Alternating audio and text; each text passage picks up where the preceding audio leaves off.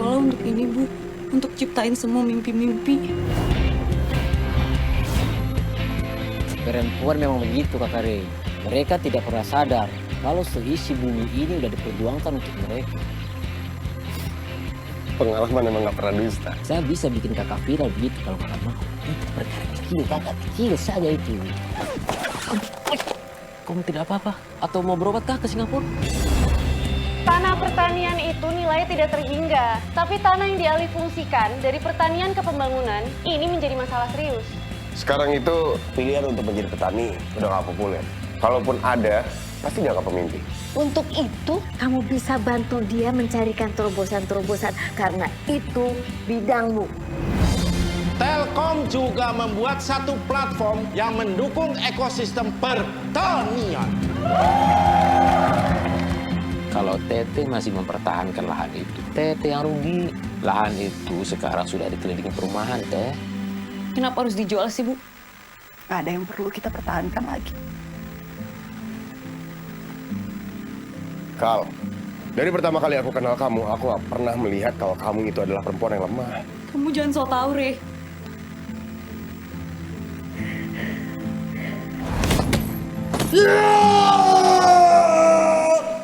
Aku gak pernah bisa menolong orang yang aku sayang. Aku takut sekarang aku kalah lagi, Oma.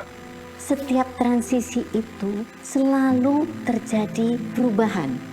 Hanya satu yang tidak berubah. Itulah cinta.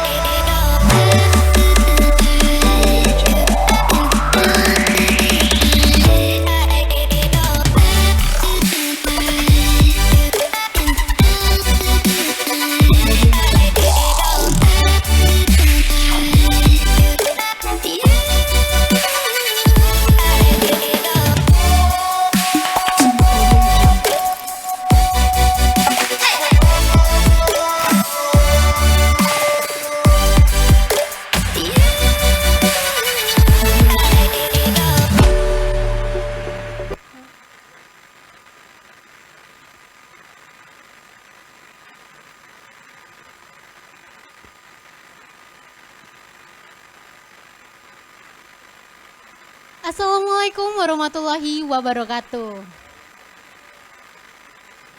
Selamat sore, salam sejahtera untuk kita semua. Sebelum memulai acara, mari kita coba salam ala Telkomers ya.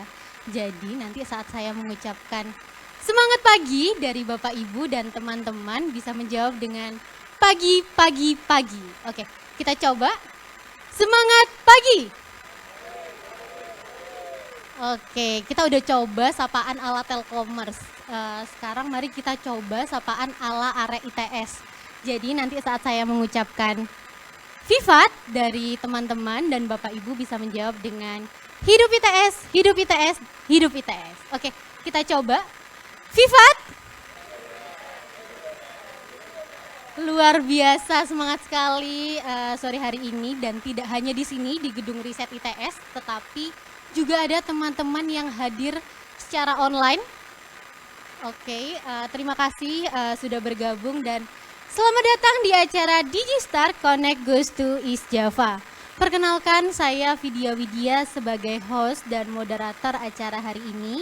Dan selain sebagai Telkomers, saya juga alumni ITS jurusan Sistem Informasi Angkatan 2015. Terima kasih.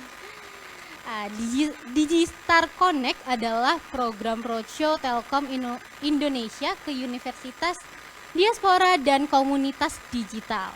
Selain nanti akan ada remarks, kemudian ada keynote speech, dalam acara ini juga akan ada inspiring talk show dari salah satu Telkomers yang juga merupakan alumni ITS.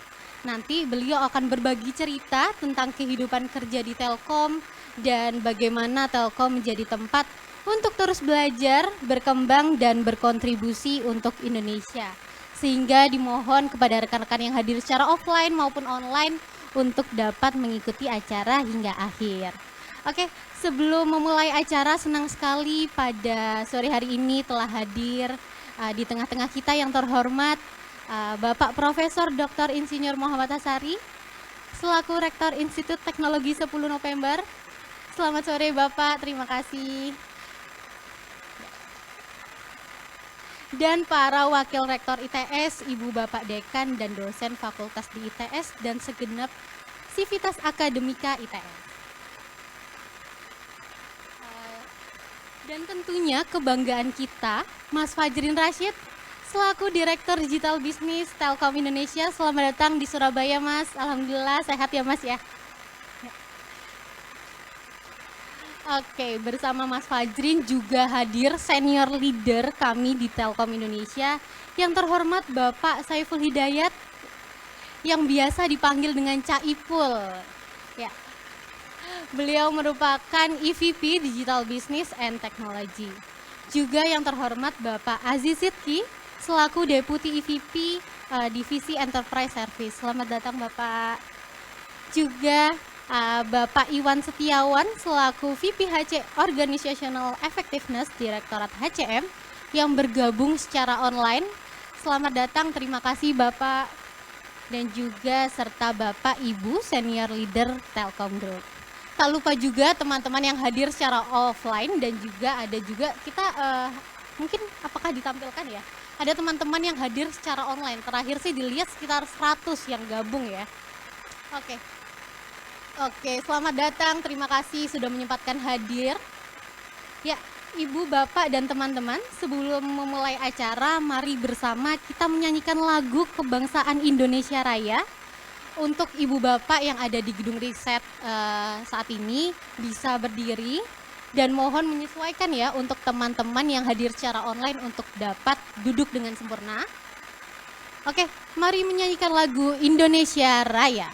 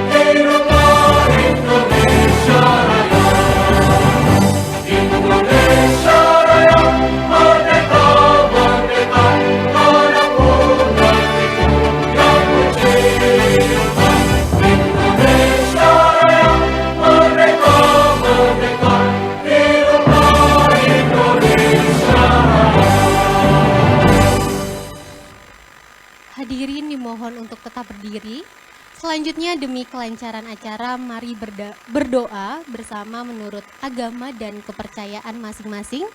Berdoa dimulai.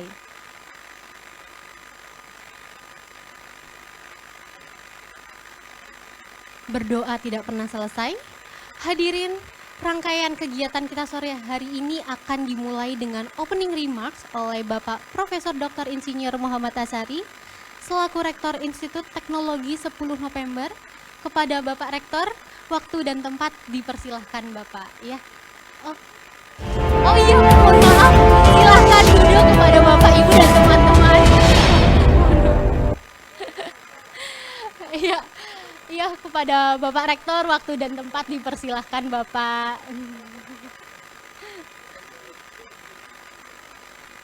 Ya, kepada panitia.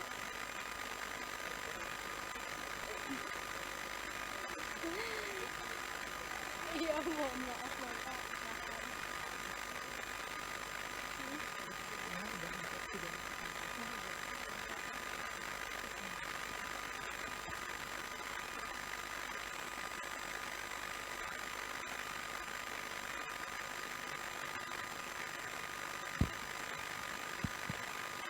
Baik, Assalamualaikum warahmatullahi wabarakatuh.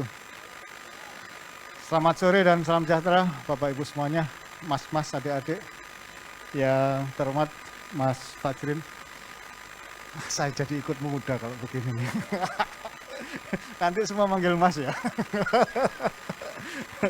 Mas Fajrin selaku Direktur Digital Business PT Telkom. Selamat datang di ITS, Mas Fajrin. Yang terhormat seluruh jajaran PT Telkom yang hadir ke ITS pagi siang hari ini. Cak Ipul, kawan lama ini, ketemu di gedung Research Center ITS. Selamat datang. Pernah ke sini, Cak Ipul? Baik. Terima kasih. Demikian juga dengan Mas Asis Sidki, Deputi EVP, dan seluruh Telkomers yang hadir. Yang terhormat di antara kita juga ada Pak Wakil Rektor Bidang Akademik, Prof. Adi Suprianto, ikut bersama-sama kita. Pak Wakil Rektor 4 yang membidangi kerjasama, penelitian, inovasi, kealumnian. Dan Bapak Ibu semuanya, Ibu Gita Kartini, Ibu Laili Yuwana, selaku Sekretaris Institut. Karena kita PTNBH, Perguruan Tinggi Negeri Badan Hukum, maka kita seperti korporasi, seperti PT Telkom, tapi untuk PTN. Sehingga kami juga punya corporate secretary. Kalau dulu Pak Afri Wandi, kalau sekarang siapa ya? Oke, saya sedikit banyak hafal karena pernah bersama-sama di Telkom itu selama 5 tahun, 2013 sampai 2018. Ada banyak sekali yang masih kenal. Bapak Ibu Dekan, ada Pak Dekan Fakultas Elektrik, ya, ada Pak Direktur ICT, betul nggak kelihatan kalau pakai masker. Ada Pak Direktur DKPU, ya, kerjasama dan pengelolaan usaha, jadi usaha-usaha yang ada di kampus, dan kita punya juga perusahaan, anak perusahaan dan seterusnya. Bapak Ibu semuanya, alhamdulillah. Pertama kami menyampaikan terima kasih sekali jajaran direksi Telkom sudah hadir di ITS. Selamat datang, ya. Meskipun berganti-ganti berkali-kali, Pak Dirut dahulu juga pernah, Pak Aye Arif Yahya, waktu meresmikan Dilo, ya. Dilo, zaman Dilo dulu itu, ya. Digital Launch, ya, di ITS. Waktu itu juga tahun berapa itu, 2014 barangkali, ya. Jadi terima kasih Telkom, ITS, kita sudah bekerja sinergi baik sekali. Kawan-kawan kita, alumni kita juga banyak di Telkom, ya. Di antaranya yang muda-muda. Kalau yang senior-senior sudah banyak yang pensiun. Tapi ada satu direksi Pak Bogi. Pak Bogi itu Elektro E25 tahun 85 masuknya Pak Bogi. Jadi sebentar lagi juga mungkin akan pensiun. Ya, ada banyak direksi-direksi yang sekarang juga sudah pindah, sehingga Telkom juga adalah keluarga besar ITS. Ibu Bapak sekalian, Telkom dengan programnya Digistar Connect 2022 ini sesungguhnya adalah mengajak kita semua, sivitas, khususnya mahasiswa ITS, ya, untuk bersama-sama menjadi talent-talent, menjadi calon-calon yang mengisi dunia ICT. Kita tahu sekarang yang sangat mempengaruhi dunia adalah satu, revolusi industri 4.0, dua, climate change, perubahan semuanya fosil-fosil itu diganti dengan listrik, kemudian yang mengisi talent-talentnya adalah para milenial, Anda semua yang muda-muda ini, yang baru mungkin anak-anak saya ini. Bukan cucu tadi, anaknya. Teknologi kita tahu ada artificial intelligence, ada 3D printing, nanoteknologi. Ini semuanya kalau di ITS sudah kita arahkan ke dalam fakultas-fakultas. Fakultas Intelijen Pak Ketut Edi selaku dekan, ini kami menyebutnya Fakultas Elektrik. Karena kepanjangannya adalah apa Pak? Electrical and Intelligent Electrical and Informatics. Jadi ada intelijennya, bukan intelijen pinter, tapi artificial intelligence sesungguhnya. Semua fakultas demikian. Research center demikian. Kita ada nanoteknologi, kita ada sustainable energy, kita ada berbagai macam. Itu yang mengarah ke teknologi revolusi industri 4.0. Dan sekarang ini adalah abadnya abad ICT dan related. Ya. Semua yang ada di ITS itu terkorelasi. Jadi artinya abad teknologi yang mana kita semua ada di dalamnya sekarang. Dan ITS kita ada 23.000 mahasiswa, ada Teknopark yang pengelolaannya ada di Bapak Warek 4, Pak Bambang Pramujati. Ada 4 klaster Teknopark atau disebut KST kalau bahasa Indonesia, Kawasan Sains Teknologi atau Teknopark ya bahasa Inggrisnya. Kita sebut juga Innovation Center. Di sana ada 4 klaster. Satu ICT Robotik. ICT Robotik itu Pak Endroyono. Ada tadi ya, kemana Pak Endroyono? Ya, Pak Endroyono selaku yang mengelola ICT Robotik. Kemudian ada klaster maritim, ada klaster otomotif, ada klaster industri kreatif. Ini beberapa sudah mengeluarkan produk-produknya termasuk robot Raisa, termasuk kita ada autonomous car, mobil yang untuk tanpa supir. Ya. Kemarin Mas Menteri naik juga, beberapa tokoh kita naik, nah sekarang disimpan di gedung robotik, belum dibuka lagi. Biasanya sudah menggunakan apps, kita panggil datang, mahasiswa datang, ada beberapa stop bus, stop iCar, disangka kami sebut iCar, intelligent car, karena nggak pakai supir ya. Nah, bisa naik kemudian mau ke terminal yang mana di dalam kampus. Nah, ini salah satu produk-produk yang sebagian sudah masuk ke masyarakat. Gesit sepeda motor listrik itu produk dari salah satu otomotif klaster dari KST kita, Teknopark.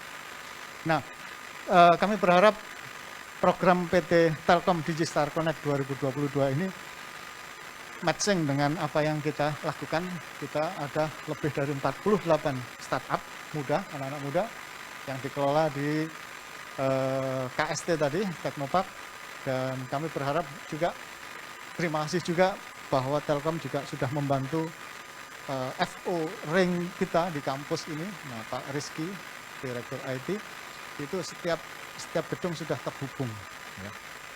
Dan kita mulai okupansi untuk digunakan di masing-masing gedungnya. Jadi demikian Ibu Bapak sekalian. Sekali lagi kami sampaikan terima kasih pada PT Telkom atas program-program ini. Adik-adik yang ada online juga, mari kita sambut program ini. Program ini adalah untuk anak-anak muda, untuk Anda semua, mahasiswa ITS. Yang tentu saja sekarang kalau ditanya ya, kalau dahulu zaman orang tua kita ditanya, pingin jadi apa nanti, jawabannya apa? Pingin jadi guru. Ya, ada. Kemudian zaman kita dahulu kalau ditanya, pingin jadi apa? Pengen jadi dokter, jadi insinyur, gitu ya. Artinya kerja di industri. Kalau anak-anak sekarang ditanya mau jadi apa? YouTuber. Sekarang anak-anak pengen jadi CEO ya. Bikin perusahaan sendiri, berusaha, membuka sendiri. Nah, ini adalah satu luar biasa.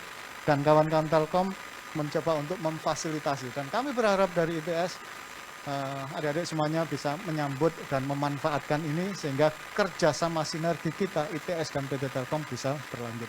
Saya kira demikian. Sekali lagi terima kasih. Assalamualaikum warahmatullahi wabarakatuh.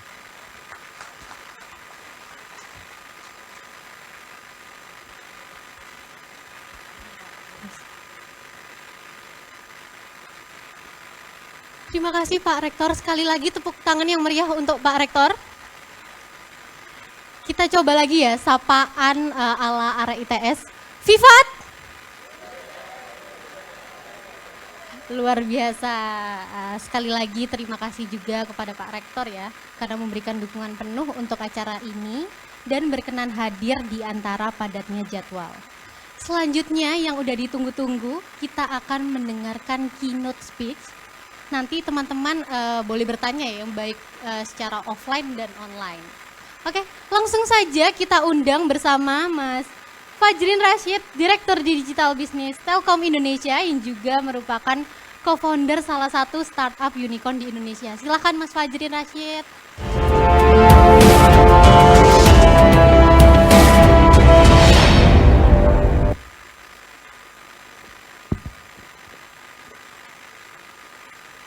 Assalamualaikum warahmatullahi wabarakatuh. Yang saya hormati Pak Rektor, Pak Muhammad Asari, jajaran dari ITS, saya mencoba mengingat, Pak Wakil Rektor 1, Pak Adi Suprianto, Wakil Rektor 4, Pak Bambang Pramujati, Bu Sekretaris Institut, Laili Yuhana, Pak Dekan Ketua tadi, Dekan dari Fakultas Intelligent Electrical and Informatics Technology. Bener ya?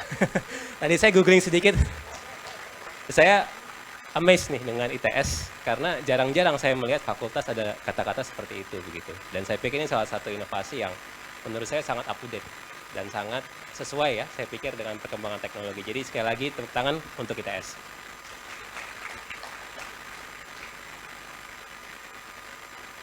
Saya juga sedikit sharing Pak Rektor, saya berhubung ini di kampus gitu ya, harus agak-agak menunjukkan sikap intelek. Saya kemarin baru baca buku. Baru selesai baca buku. Judulnya Turning Oil into Salt. Salt, garam. Tadi sebelum saya baca buku itu saya mikir, maksudnya apa ya? Ngubah minyak jadi garam gitu kan. Saya baru dengar emang ada teknologi kayak gitu. Terus buat apa juga minyak jadi garam gitu.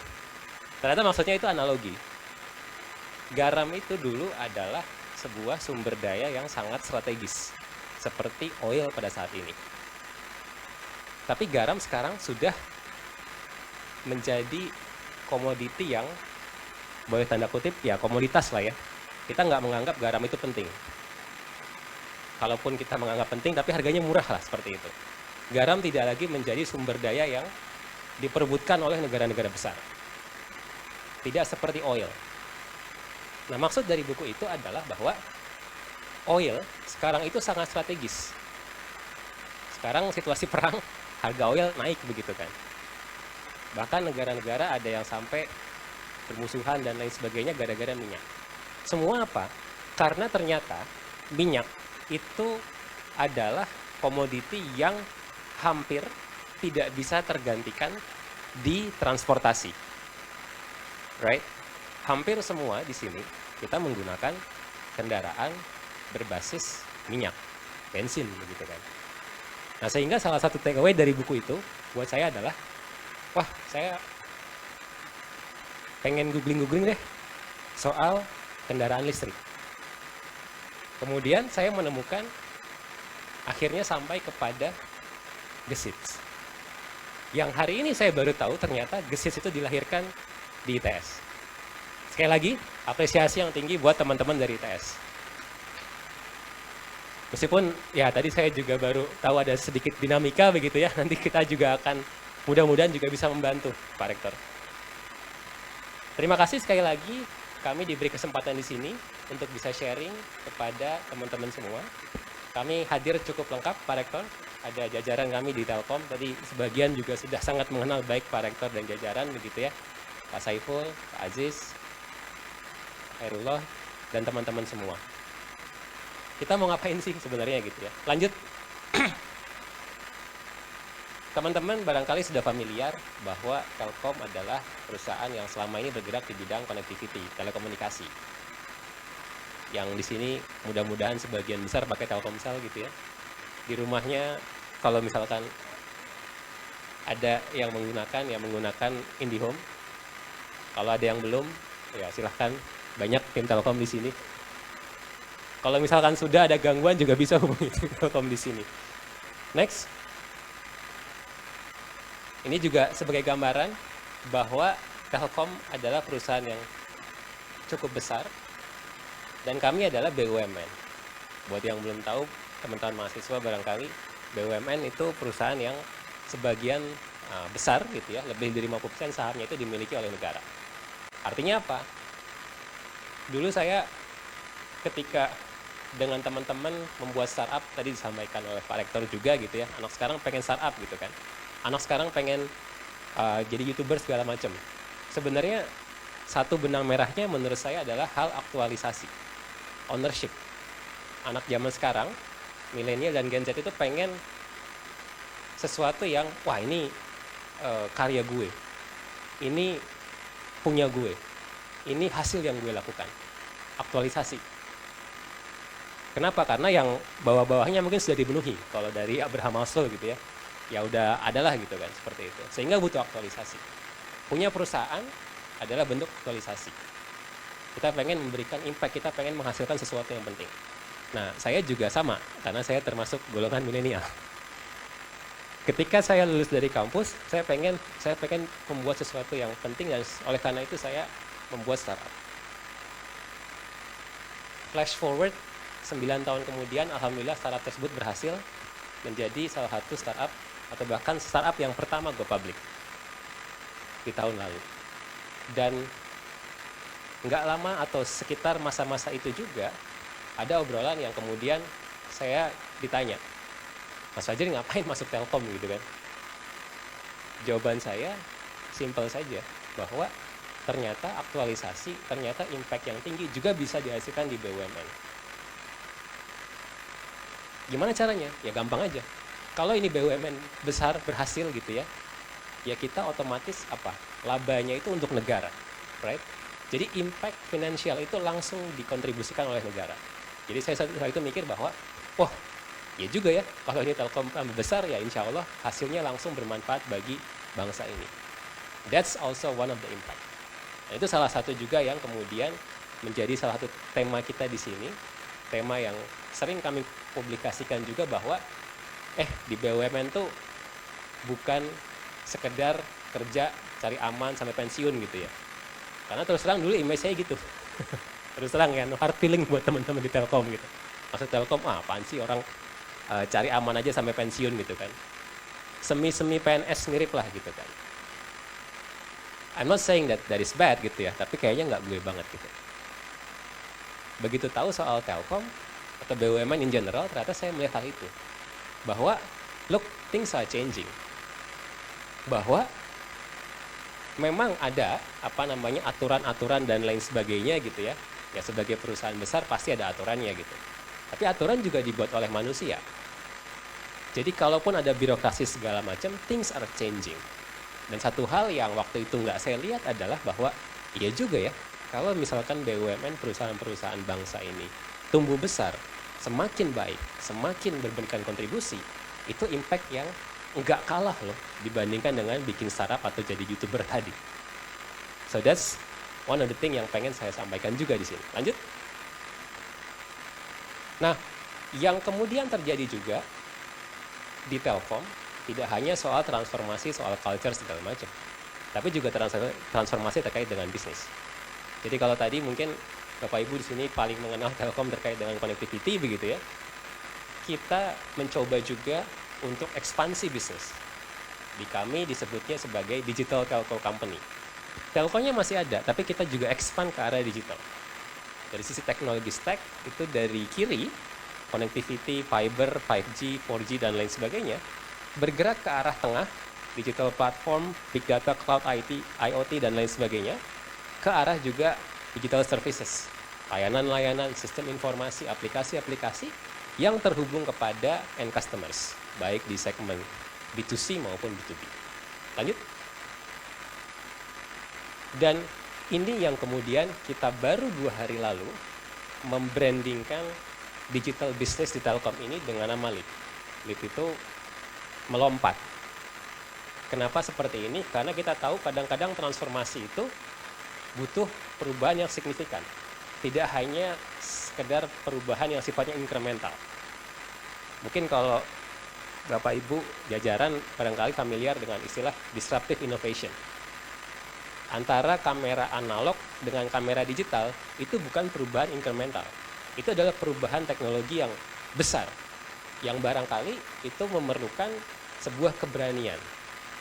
Dan itu yang kemudian kami lakukan di Telkom yang mendasari brand dari LEAP ini. Lanjut. Ini mungkin sekedar video. Hari ini, dunia terus bergerak, berevolusi dengan cepat. Sadar atau tidak, kita telah dikelilingi oleh pesatnya inovasi teknologi digital yang seakan baru terjadi kemarin. Dunia terus berlomba melahirkan inovasi dalam segala bidang. Apakah kita hanya berdiam diri menjadi saksi dan menerima keadaan? Kita harus melakukan lompatan, bukan sekedar mengejar angan-angan. Bergerak cepat dengan seluruh kekuatan. Telkom Indonesia mempersembahkan LEAP, motor penggerak yang akan mengambil posisi terdepan dalam menciptakan lompatan dengan mendorong inovasi teknologi digital melalui pengembangan, kolaborasi, dan inkubasi untuk melahirkan ekosistem digital. Inilah usaha kami dalam mencari solusi dan memberi dampak yang positif bagi kehidupan rakyat Indonesia, sehingga kita makin berdaya dan dipandang dunia. Saatnya anak negeri take a leap untuk kedaulatan digital Indonesia.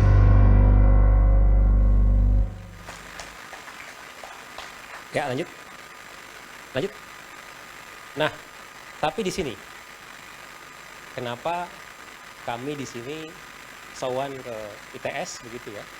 Karena untuk mencapai itu tidak hanya di Telkom, tapi industri digital Indonesia membutuhkan talent yang sangat banyak. Tadi makanya saya nanya ke Pak Rektor, kalau misalkan jurusan elektroinformatika berapa banyak gitu ya? Karena tanya aja ke semua startup di Indonesia, apa sih tantangan paling besar? Pasti hampir semua akan menjawab nyari orang, nyari programmer, data scientist, product manager, UI, UX, AI, dan lain sebagainya gitu. Orang Indonesia jago-jago. Programmer kita banyak yang diakui di dunia internasional. Ada yang kerja di Singapura, ada yang kerja di mana gitu ya. Tetapi isunya adalah jumlahnya yang tidak banyak. Ada yang bilang butuh sekian ratus ribu, ada yang bilang butuh 9 juta, tapi intinya banyak lah, seperti itu. Sehingga buat kami merasa kami nggak bisa sendirian nih di Telkom. Ya mungkin kita akan hiring begitu ya. Kita mungkin akan melakukan training terhadap karyawan internal Telkom, tapi that's not enough. Sehingga kami kemudian berpikir bahwa kita harus menjalin kerjasama nih dengan kampus-kampus ternama di Indonesia untuk menjembatani supply gap ini. Lanjut. Karena ini yang menjadi salah satu fondasi juga untuk menuju Indonesia Emas 2045. Bapak Ibu di sini mungkin sudah familiar bahwa automation itu akan menggantikan menggantikan pekerjaan. Jadi dengan teknologi itu ada pekerjaan-pekerjaan yang akan hilang. Kasir misalnya, teller bank gitu ya. Semakin sedikit jumlahnya, semakin kesini gitu. Tapi ada juga pekerjaan-pekerjaan baru yang muncul. Analoginya sama kayak sebelum ada mobil tuh barangkali transportasi menggunakan delman dan semacamnya gitu ya. Sebelum ada mobil, nggak ada pekerjaan supir taksi, right? Jadi supir delman waktu itu melakukan demo gitu kan. Wah, kendaraan ini apalah gitu kan. Yang akhirnya supir delman jumlahnya jauh berkurang, muncullah pekerjaan supir taksi. Dunia digital juga akan seperti itu. Dalam 10 tahun ke depan, akan ada pekerjaan-pekerjaan yang hilang, dan akan ada pekerjaan-pekerjaan yang timbul. Setelah diriset oleh McKinsey kalau saya nggak salah, itu jumlahnya lebih banyak yang muncul. Jadi yang hilang itu jumlahnya lebih sedikit dibandingkan dengan yang muncul. Pertanyaannya kemudian, yang muncul ini bidang apa? Unfortunately, yang muncul ini kebanyakan ya bidang-bidang yang membutuhkan high skill. Kondisi di Indonesia masih banyak pekerjaan yang low skill, low to middle begitu kan. And that's the issue. That's why kita mesti sama-sama meningkatkan kapabilitas talent di Indonesia dari yang semula low to medium, paling enggak medium to high. Supaya lebih banyak yang memperoleh manfaatnya gitu kan. Supaya lebih banyak orang yang embrace this technology gitu ya, daripada yang resisten terhadap perubahan karena merasa, wah nanti pekerjaan saya seperti apa gitu. Termasuk ya pekerjaan seperti tadi, YouTuber dan semacamnya gitu, right? Content creator dan lain sebagainya adalah pekerjaan yang memang terlepas dari mungkin ada yang kontra begitu ya. That will likely be one of the most popular jobs in the in the next few years. Lanjut. Untuk itu kami di Telkom biasanya suka ditanya gitu kan, Mas Fajrin, skill apa sih yang paling penting dipelajari? Saya bilang, skill yang paling penting dipelajari itu skill untuk mau dan bisa belajar skill yang baru. Jadi it's not about the technology gitu ya. Karena apa yang kita ketahui sekarang bisa jadi 5-10 tahun lagi udah nggak relevan. Sangat mungkin teknologi berubah. Saya punya pengalaman sendiri soalnya. Ketika membangun Bukalapak di tahun 2010-2011, teknologi pada saat itu berdasarkan desktop. Orang bikin website, desktop version begitu ya, layar besar. Kenapa? Karena pada saat itu 90% lebih transaksi terjadi melalui desktop. Belum ada orang menggunakan mobile. Tetapi sekarang kebalikannya. 90% lebih transaksi di e-commerce terjadi melalui mobile. Jadi kalau dulu orang menggunakan browser gitu ya, HTML5 dan semacamnya, sekarang orang semua menggunakan mobile apps, Android, iPhone begitu ya. Sehingga yang banyak dibutuhkan orang adalah iPhone atau Android developer. 10 tahun lagi bisa jadi things berubah lagi gitu kan. Sekarang kita sudah mulai melihat hal yang sangat ramai di dunia metaverse, NFT dan lain sebagainya. Sehingga sangat mungkin kalau kita bicara soal, oh saya pengen bikin sebuah platform, saya pengen bikin sebuah aplikasi. 10 tahun lagi yang dibutuhkan mungkin bukan lagi cloud atau backend developer. Bisa jadi yang dibutuhkan apa? Metaverse engineer dan semacamnya begitu. Right? That is very, very possible. Lanjut. Nah, kalau ini adalah apa yang dilihat dari talent begitu ya, terhadap perusahaan. Jadi kita juga melihat nih, sebenarnya nggak cuma karyawannya butuh, perusahaannya butuh apa gitu ya. Karyawan tuh butuh apa sih sebenarnya gitu ya. Ini menjadi feedback bagi kami gitu kan. Oh ternyata karyawan itu butuh development value-nya. Sebenarnya perusahaan itu bisa memberikan kesempatan buat dia untuk berkembang atau tidak. Kemudian social value. Ini perusahaan punya misi nggak sih gitu ya. Misi sosial, impact, value kepada masyarakat. Dan terakhir, culture perusahaan seperti apa sih gitu ya. Mau nggak sih, terbuka nggak sih terhadap inovasi dan lain sebagainya. Ini menjadi feedback kami ketika menawarkan juga opportunity yang ada di perusahaan. Lanjut. Nah, dari berbagai isu atau fenomena yang ada ini, kita kemudian come up with this 2 profile begitu ya, yang kita pikir sangat-sangat relevan tidak hanya untuk Telkom, tapi menurut saya juga di industri secara keseluruhan. Yaitu yang disebut sebagai groundbreakers atau change makers. Inovasi, inisiatif itu menjadi kunci.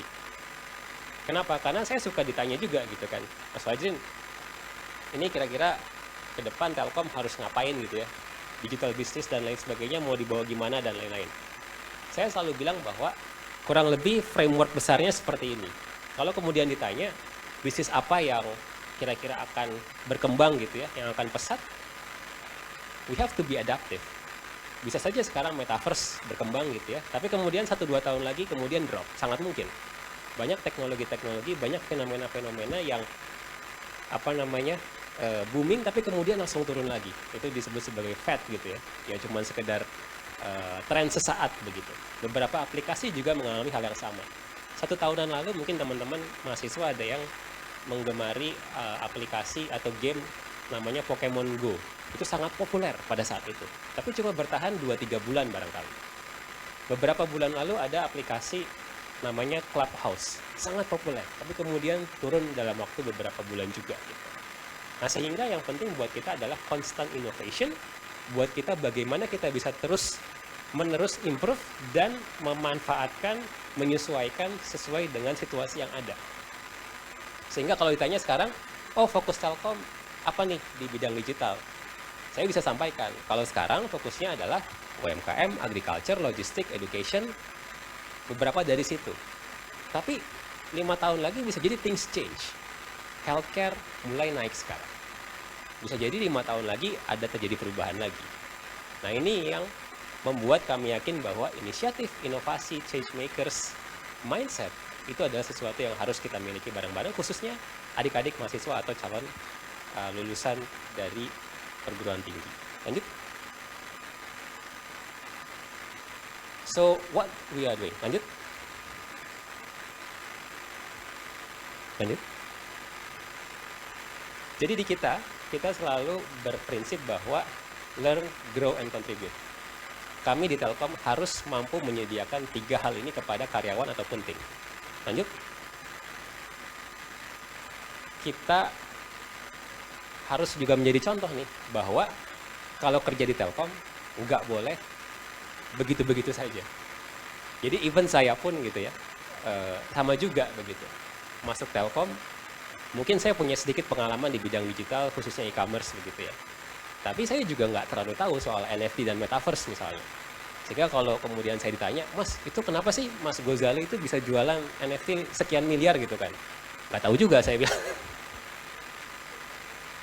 Saya juga nggak tahu gitu kan. Ganteng ya relatif lah ya. Kayaknya sih enggak gitu. Terus unik enggak juga gitu kan. Karena dia selfie tiap hari gitu kan. Tapi there must be something yang kemudian mendasari hal itu yang mungkin barangkali saya belum tahu saja begitu kan. Sehingga saya belakangan juga mulai mempelajari ini sebenarnya NFT itu seperti apa sih teknologi dan logik di baliknya gitu kan. Metaverse dan lain sebagainya. Sehingga learn grow ini menjadi sebenarnya hal yang menjadi contoh bagi kami semua di Telkom juga harus lakukan. Lanjut. Sehingga kita juga kemudian melihat bahwa oke, ini juga harus diturunkan dong dalam bentuk program-program gitu kan. Program training gitu ya.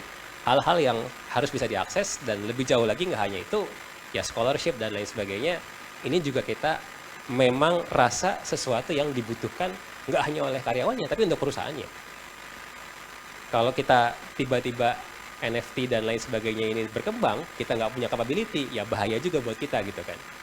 Sehingga kita invest, mudah-mudahan apa? Kalau misalkan ini berkembang ya kita juga bisa tahu, kita juga bisa contribute di sana. Lanjut. Inovasi. Inovasi di Telkom, dan saya sendiri begitu ya, selalu merasa bahwa inovasi itu nggak bisa datang dari saya saja. Inovasi itu bisa datang dari mana saja.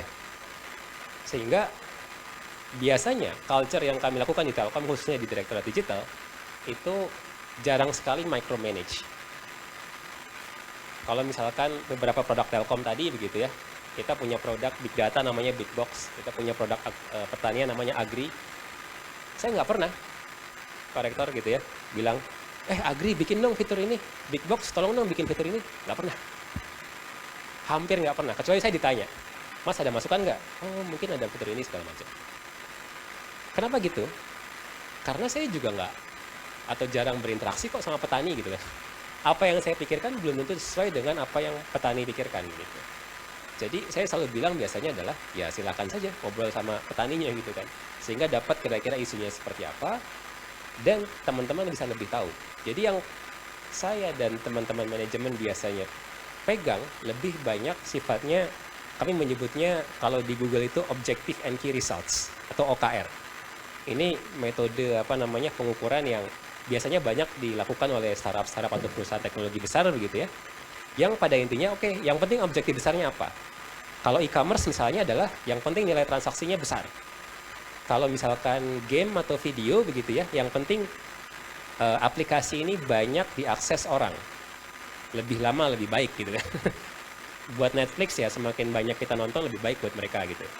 Buat perusahaan game juga kalau seperti itu. Caranya gimana terserah aja. That's why ini cocok juga untuk milenial. That's why tadi alasan lainnya kenapa startup itu banyak menarik buat teman-teman milenial dan Gen Z adalah karena kebebasan tadi. Itu melahirkan, kalau istilah saya adalah ownership.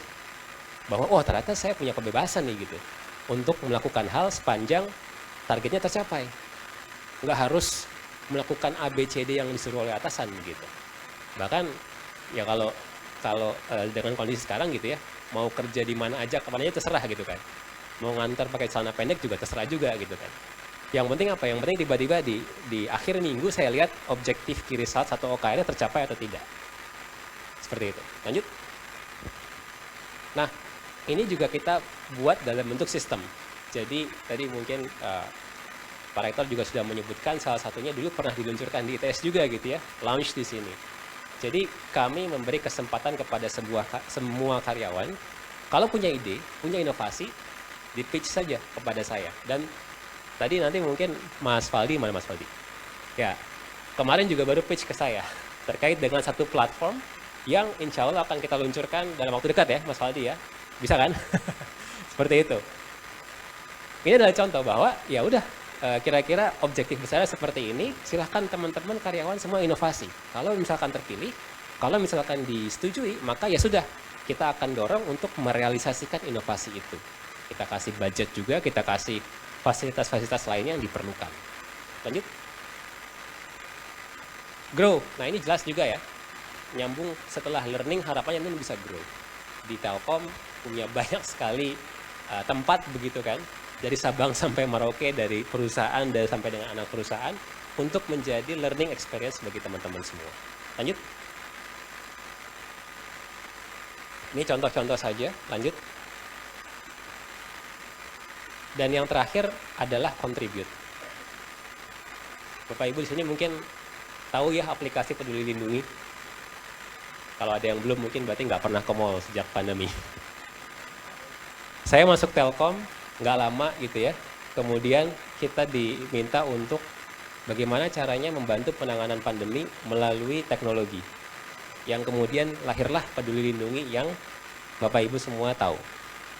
Kolaborasi antara Telkom, Kementerian Kesehatan, BPJS Kesehatan, dan banyak lagi pihak-pihak lainnya. Nah ini adalah contoh bahwa kami melihat bahwa ternyata memang benar teknologi itu bisa berkontribusi terhadap bangsa. Salah satunya dalam penanganan pandemi COVID-19. Bulan Juli ketika aturan soal masuk mall itu dilakukan gitu ya, kita lihat datanya gitu kan. Dalam seminggu kalau saya nggak salah gitu, ada 1.000 lebih Bapak Ibu, 1.000 lebih orang yang masuk mall atau mencoba masuk mall, padahal ternyata dia hitam. Padahal dia ternyata sebenarnya either kena COVID atau kontak erat begitu. Nah ini adalah contoh bahwa ternyata teknologi bisa loh memutus gitu ya, atau mengurangi resiko penularan. Jadi that's example saja dari apa yang kita lakukan ternyata berpotensi memiliki kontribusi terhadap negeri ini. Banyak lagi contoh-contoh lainnya. Lanjut. Lanjut.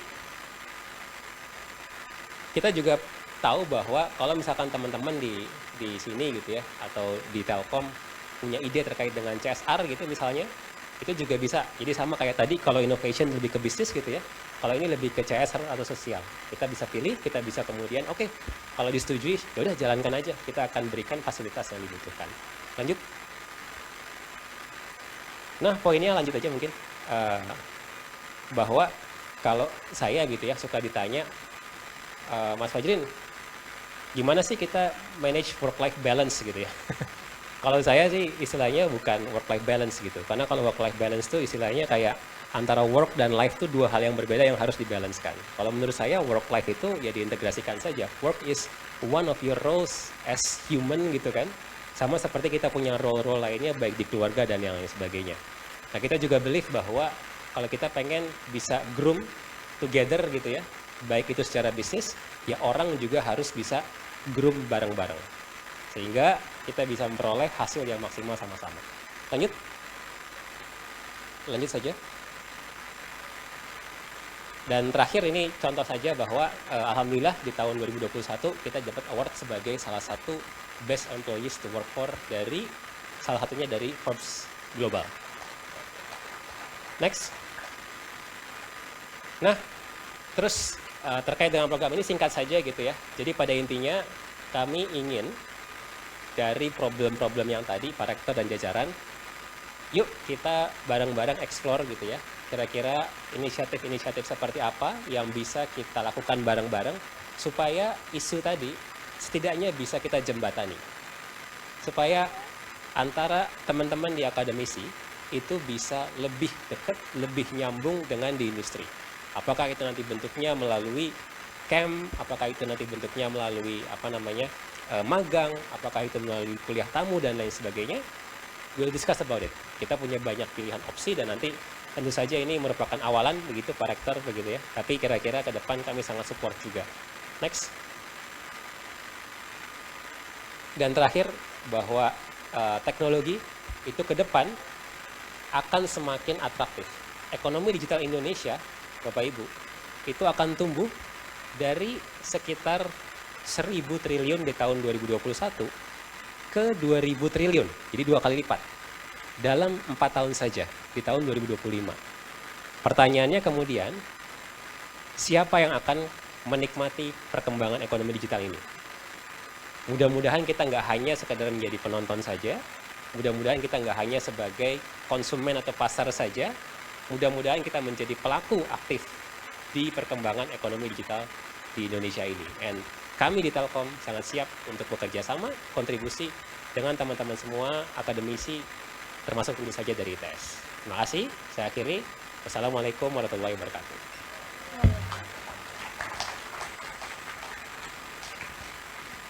Terima kasih Mas Fajrin, luar biasa insight-nya. Punten abis ini kita akan ada sesi Q&A. Mas Fajrin silahkan bisa duduk di...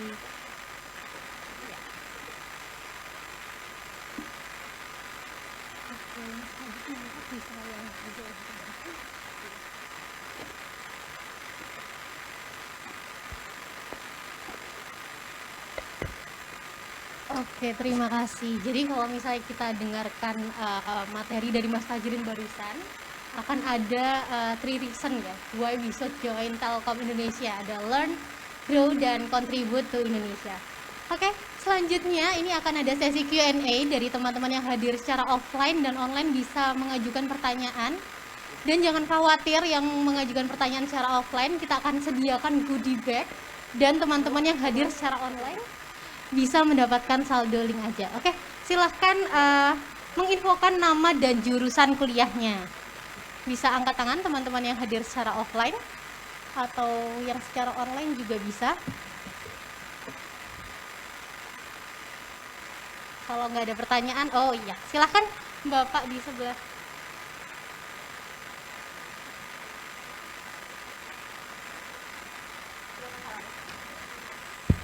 Harusnya Mas. Oh iya, Mas boleh. Ikuti Mas Fajri. Oke, saya Pak Ketut Edi. Kebetulan diamanahi tugas oleh Pak Rektor jadi dekan di Fakultas Teknologi Elektro dan Informatika Cerdas. Mas Fajri, sebenarnya DDB ini bisa saya katakan lebih awal dari programnya Mas Menteri di MBKM. Jadi tepuk tangan dulu untuk Telkom DDB. Jadi di awal tahun 2020 itu Telkom DDB pernah ke kantor kami gitu ya. Kemudian sama menawarkan program magang sebenarnya. Nah di masa itu kami memang belum siap dengan skema magang gitu. Jadi kami berpikir kalau mahasiswa kami ke Telkom 6 bulan bagaimana pengakuannya ya gitu. Nah dengan adanya program Mas Menteri ini jadi jadi terbuka gitu nggih. Nah kami bahkan siap untuk melepas mahasiswa kami lebih dari 6 bulan gitu. Benar Pak PR1 nggih? Ya, malah kami yang bingung sekarang gitu nggih. Kalau 6 bulan boleh, kemudian Mas Menterinya ingin bisa sampai 3 semester gitu. Jadi bukan hanya 6 bulan tapi 1,5 tahun. Nah, tambah pusing kami ya. Nah, jadi kami ya, di fakultas terutama menawarkan gitu ya, kalau disetujui, ini sebenarnya usulan kami juga ke Telkom DDB dulu di awal pandemi, bahwa ada sebagian kurikulum begitulah, kurikulum dari Telkom DDB bisa kami laksanakan di sini begitu. Jadi sebelum mereka nyemplung ke DDB, Telkom Digital Business ya, itu mereka sudah siap gitu. Jadi ada mungkin 1 semester itu bisa ditaruh di kami gitu ya. Nanti siapa yang mengajar, monggo bisa dosen-dosen kami di TOT-kan begitu, ataupun nanti bagian kurikulum dari Telkom DB ini bisa masuk ke mata kuliah kami gitu. Itu opsinya. Ya. Karena sekarang juga kami ketar-ketir ini di departemen ini. Mahasiswa kan kesana kemari nyari perusahaan, ya. Perusahaannya jelas apa enggak gitu ya. Nah kalau Telkom sudah pasti gitu ya, sudah nggak mikir kami. Nah, tinggal ditaruh di mana, di bagian data scientist atau di bagian network, di bagian mana gitu. Jadi kami mungkin disediakan banyak menu begitu. Ini kalau disetujui kami akan coba berdiskusi dengan teman-teman di departemen untuk hal ini. Ya. Itu saja. Terima kasih sudah mengunjungi ITS. Terima kasih sudah memberi kepercayaan pada ITS untuk acara kali ini. Mudah-mudahan bisa berlanjut, Pak Hazmi. Itu saja, terima kasih. Oke, terima kasih. Silahkan Mas Fajrin. Ya, makasih. Mas aja nih ya. Ya, makasih. Kalau misalkan dekan kayaknya nggak cocok depannya Mas gitu, Pak Dekan. Kalau nama masih cocok gitu, Mas Ketut gitu. Saya pikir sangat terbuka untuk itu. Kami tadi saya katakan gitu ya bahwa alhamdulillah kami di PL di Telkom salah satu yang kami lakukan membangun PL atau Peduli Lindungi itu gitu ya, yang kemudian diberikan respon yang baik juga oleh pemerintah, oleh Pak Menteri, berbagai petinggi di negeri ini begitu kan. Nah, satu impact yang kemudian menjadi problem, tapi saya menyebutnya good problem gitu ya. Ternyata banyak kementerian-kementerian lain gitu ya melihat kesuksesan dari Peduli Lindungi gitu, untuk kemudian Telkom bisa nggak bantu ini, Telkom bisa nggak bantu ini, Telkom bisa nggak bantu ini. Oh, pusing juga nih. Saya hampir tiap minggu biasanya ada hal baru gitu yang kemudian kami dimintain. Sehingga saya pikir yang pertama, kalau misalkan outputnya salah satunya adalah mahasiswa-mahasiswa tadi begitu ya, ya kami terjunkan langsung saja gitu ya, tentu dengan katakanlah lead dari kami begitu ya, namun mahasiswa ini sebagai timnya gitu. Saya pikir itu sesuatu yang sangat dimungkinkan, dan kalau misalkan untuk menuju ke arah sana, tentu kami juga ingin memastikan mahasiswa ini memiliki capability, dan oleh karena itu yang tadi Pak Dekan sampaikan, saya pikir sangat mungkin gitu ya. Jadi kami sampaikan dulu saja nih, kurang lebih kira-kira requirement dari kami seperti apa gitu ya, supaya hal-hal ini nanti dapat diajarkan di dalam kampus begitu ya, sehingga harapannya setelah itu selesai, mahasiswa tadi punya setidaknya basic atau capability minimum begitu kan, untuk kemudian membantu kami mengerjakan hal-hal yang tadi diminta kepada Telkom. Saya pikir ini win-win solution ya, Pak Dekan dan Pak Rektor jajaran gitu ya, terkait dengan hal itu. Jadi nanti kami akan follow up, Pak gitu ya. Nanti juga sesekali saya boleh juga lah ikut mengajari juga di situ gitu. Terima kasih. Oke, baik, terima kasih. Jadi memungkinkan gitu ya Pak ya, akan ada kolaborasi antara ITS dan Telkom. Semoga terlaksana dan lancar. Amin. Oke, baik, selanjutnya akan ada satu pertanyaan dari online, dari Bapak atau Ibu ya ini, Astadi. Pada era disrupsi, jika terkait konsep ambidexterity secara simultan melaksanakan eksploitasi terkait efisiensi dan eksplorasi, ini juga terkait inovasi ya, bagaimana implementasinya di Telkom Mas? Dan terima kasih, salam bahagia, sehat selalu. Oke, silakan Mas Fajrin. Saya mencoba memahami maksud pertanyaannya begitu ya. Tapi kalau saya tidak salah memang ada istilahnya two-speed organization. Jadi antara eksploitasi dengan eksplorasi begitu ya. Eksploitasi itu bicara soal bisnis existing. Bisnis existing yang sudah ada kita improve begitu ya. Tetapi kita tidak bisa menggunakan pendekatan yang sama untuk menangani bisnis baru. That's why namanya eksplorasi. Nah, kami di Telkom exactly melakukan hal seperti itu. Jadi Telkom Digital Business ini adalah bisnis baru untuk yang ke arah eksplorasi tadi. Bisnis yang lama itu tentu saja di direktorat yang lain yang selama ini sudah ada juga. Direktorat Digital Business ini direktorat yang baru berdiri tahun 3 tahun lalu begitu ya. Direktorat yang lama seperti apa? Ya teman-teman tahu tadi ya, ada direktorat yang terkait dengan IndiHome misalnya, direktorat enterprise, direktorat jaringan dan lain-lain. Nah, apa yang kemudian menjadi perbedaan adalah two speed tadi. Jadi culture di masing-masing direktorat bisa jadi berbeda. Direktorat Digital Business punya culture terkait dengan agile dan lain-lain. Direktorat jaringan mungkin tidak se-agile itu. Kenapa? Karena berbicara soal jaringan-jaringan infrastruktur, data center, tower, dan lain sebagainya. Jadi nggak bisa tiba-tiba, kita coba yuk bikin menara kayak gini, nggak bisa gitu. Sifatnya riset begitu kan. Begitu. Nah, kalau kita bicara soal digital, itu memang bisa arahnya eksplorasi dalam arti kita bikin nih bisnis-bisnis baru gitu ya. Bisnis apa nih? Di bidang metaverse misalnya. Wah, kita bikin bisnis yuk di bidang NFT dan lain sebagainya. Tapi digital juga bisa Bapak Ibu gitu ya, mengenhance bisnis yang sudah ada sekarang. Contohnya apa? Misalnya kita punya layanan IndiHome begitu ya. Bisa nggak kita improve layanan IndiHome supaya lebih baik, lebih lebih cepat dan lain-lain, sehingga customer lebih happy menggunakan teknologi digital.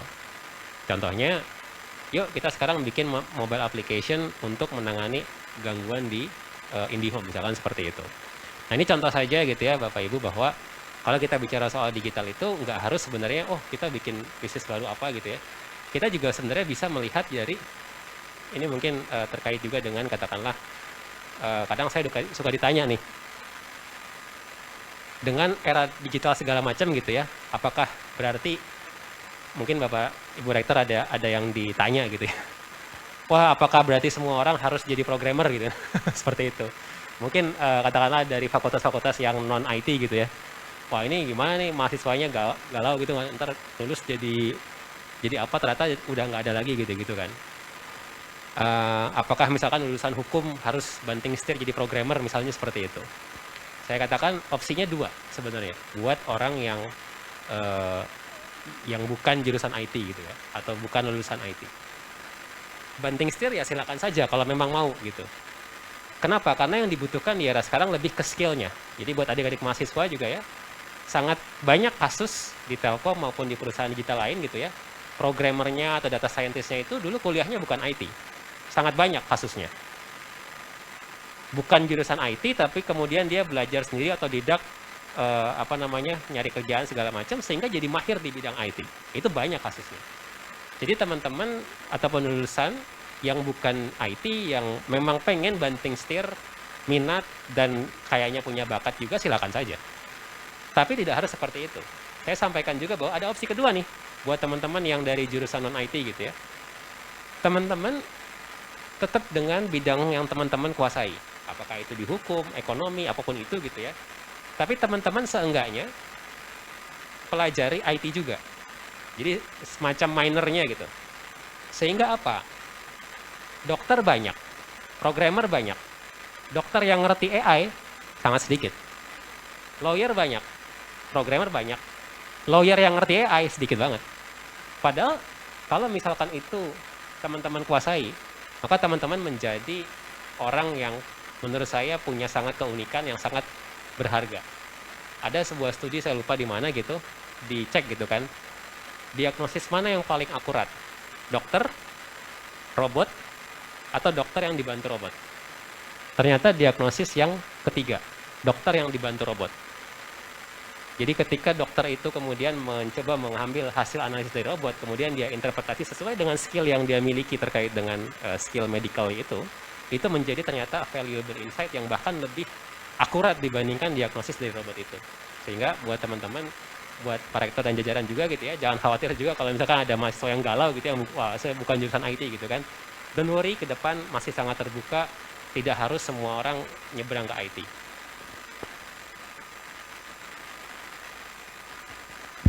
Oke, terima kasih Mas Fajrin. Ini sepertinya erat kaitannya dengan salah satu value yang tadi sempat Mas Fajrin mention juga di materi Mas Fajrin sebelumnya, yaitu adaptif ya Mas ya. Jadi kita harus tetap bisa mengikuti zaman karena kita nggak tahu nih ke depannya ada teknologi baru apa lagi gitu. Oke, kita coba satu pertanyaan offline ya. Oke, silahkan.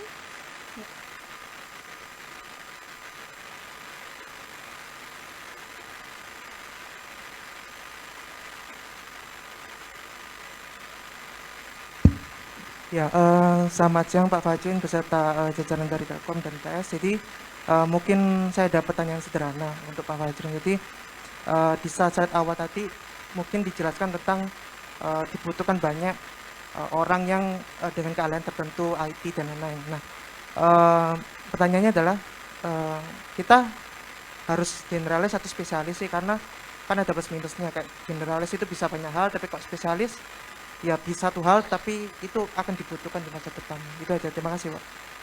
Oke, terima kasih. Silahkan Mas Fajrin. Ya, ini pertanyaan yang juga biasanya banyak ditanyakan oleh para mahasiswa atau lulusan mahasiswa gitu ya. Menurut saya, better teman-teman di awal itu being generalis juga gitu ya, tapi punya spesialisasi di salah satu juga. Jadi semacam T gitu.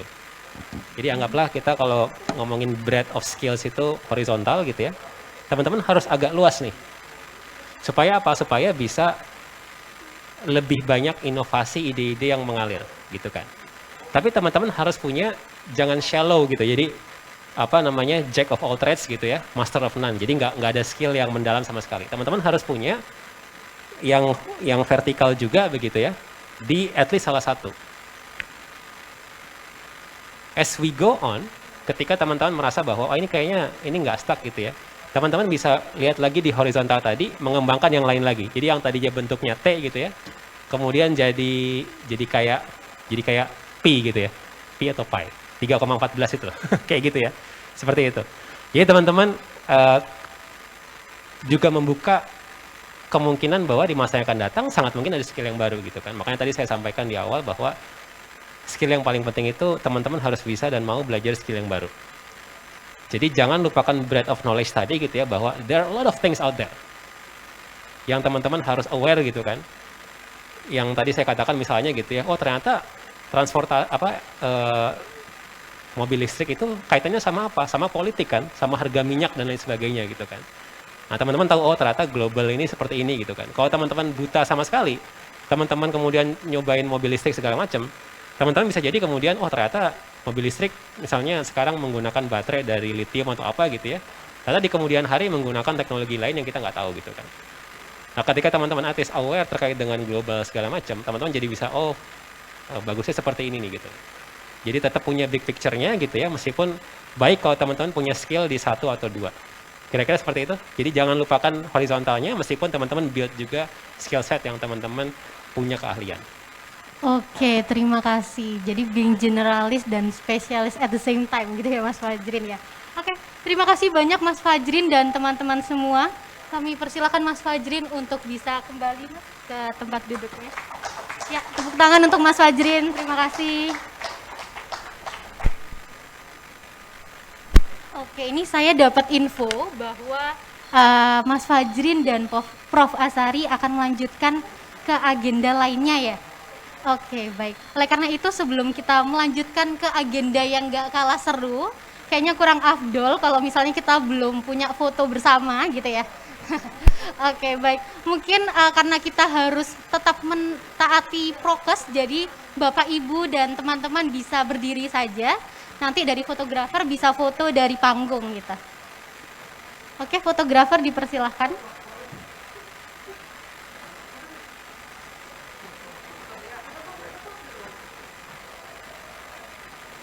Mohon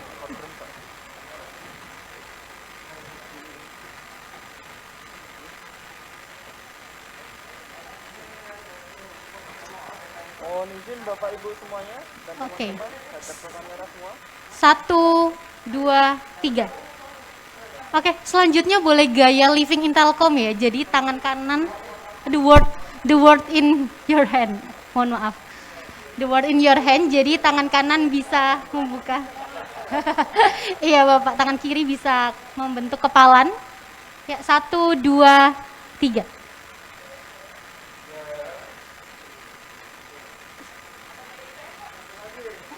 Oh, gaya ITS ya Bapak, bagaimana tuh? Oke, dipersilahkan tangan kanan mengepal, tangan kiri di dada. 1, 2, 3. Oke. Vivat? Oke, luar biasa, terima kasih. Ya, kami persilahkan Mas Fajrin dan Prof. Asari untuk menyesuaikan agenda selanjutnya. Juga kami persilahkan untuk Bapak Ibu dan teman-teman dapat duduk kembali.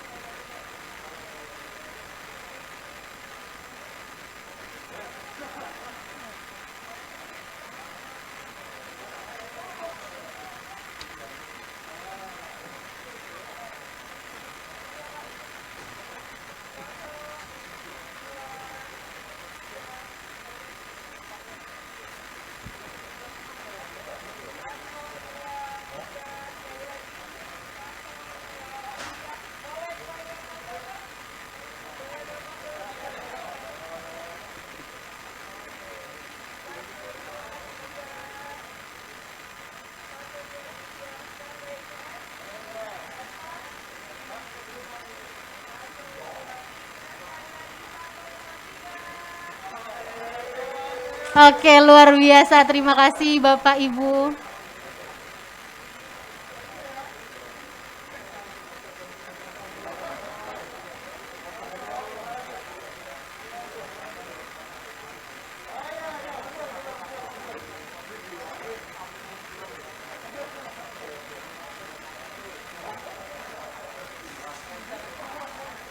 Oke, yang lain jangan kemana-mana ya, karena kita masih lanjut dan akan ada inspiring talk show dari salah satu Telkomers yang juga alumni ITS.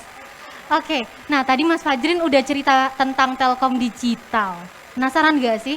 Seperti apa suasana seru bekerja di Telkom? Nah, mari bersama kita simak video Living in Telkom berikut ini.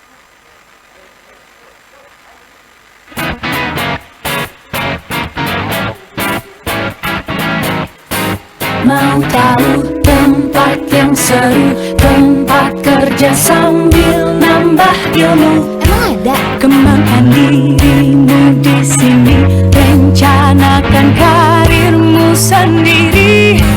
Aku bisa, kamu bisa berbuat nyata dan berbagi untuk sesama. Tempat para juara, inovasi digital, lingkungan kerja yang fleksibel, friendly dan dinamis. Telkom Indonesia, kami menyambut talenta muda terbaik. Belajar apa saja bisa di sini, semua ada. Jelajahi peluangmu, dapatkan beasiswa. Kita bergerak bersama-sama untuk Indonesia. Wujudkanlah kontribusimu, ayo bikin nyata. Inovasi tanpa henti bersama para pemimpin terbaik. Jadilah CEO startupmu sendiri. Ayo bergegas and join us, orang-orang penuh kreativitas. Bersama kita hadapi era digital, kita jadi juara. Telkom Indonesia, kami menyambut talenta muda terbaik. Telkom Indonesia, ayo bergabung dengan kami di sini. Bekerja dan berkarya dengan hati, dikelilingi oleh orang-orang terbaik. tantangan baru akan kamu hadapi. Buktikan pada dirimu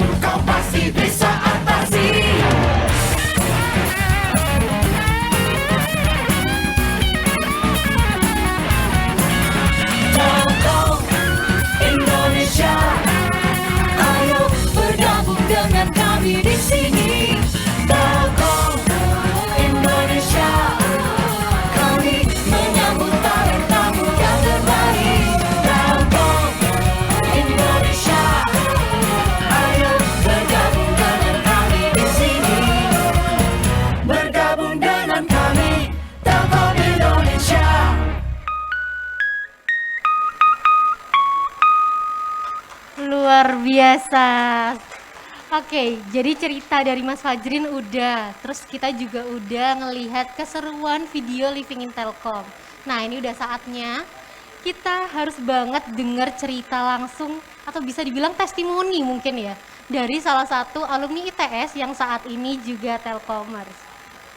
Ya, Kak Valdi Maulana saat ini menjadi seorang data scientist di Direktorat Digital Bisnis Telkom.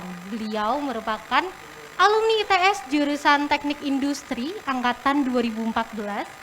Mas Valdi ini juga merupakan top 20 Hack Idea Telkom dan juga sebagai CEO dari produk inovasi Telkom yaitu Inalis. Oke, langsung saja kita undang Kak Valdi Maulana.